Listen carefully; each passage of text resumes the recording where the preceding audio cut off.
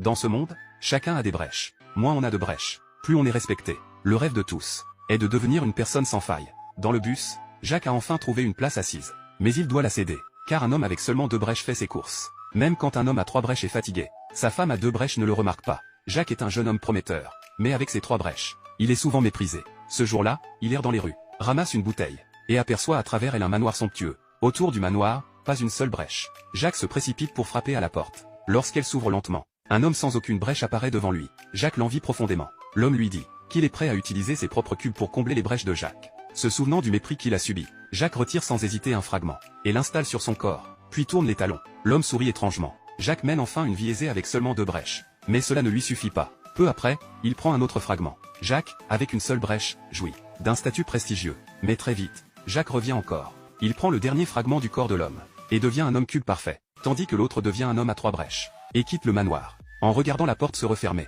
Jacques semble réaliser quelque chose. Il frappe vivement à la porte, mais en vain. Comme ces fragments doivent être installés volontairement par autrui, il tente de retirer ceux de son corps, mais n'y parvient pas. Jacques est rempli de regrets. Il ignore depuis combien de temps il est enfermé là. Quand soudain, on frappe à la porte. Il esquisse un sourire inquiétant.